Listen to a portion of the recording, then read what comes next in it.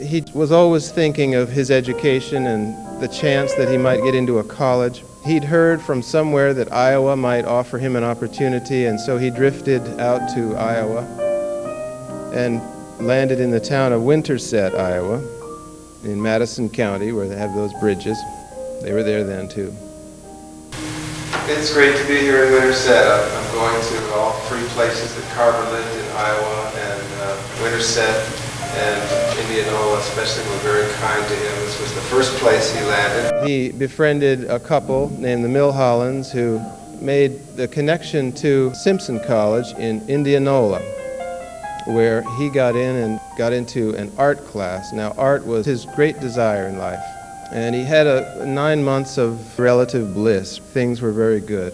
His art teacher, his name was Etta Budd, and she saw his work and realized that he could become a competent painter. He'd had really no formal training at all. Another woman who was one of his angels, he had angels mostly whom he met through churches, was Sophia Liston. She was in his room one day visiting, and she saw all this crochet and knitting and tatting and handiwork that he'd done in this big box, and she said, "What is the purpose of all this work? What is it for?" And he said, "Well, someday, sometime, I'm going to go south and I'm going to work for my people." She said, while he studied botany and geology, his thoughts were always for his people, and all his plans were preparatory to his real life work, which was the uplifting and enlightening of his race. Now, 10 years later, someone asked him basically the same question. By then, he was fulfilling his desire, and he was at Tuskegee in Alabama, and a reporter asked him, what really is the motive behind this continuous, never-tiring work?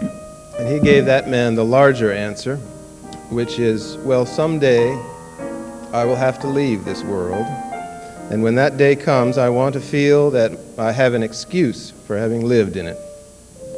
I want to feel that my life has been of some service to my fellow man. Etta Budd's father, Professor Budd, came to visit her from Iowa State. He was a fruit tree man over there, top expert. Joseph Budd was his name. And he saw a graph that Carver had done of a cactus. And he said, who did that? He recognized in that one graph a master, someone who was on a plane of any of his fellow professors who were the top agriculturists in the country. He saw someone who understood nature very, very deeply.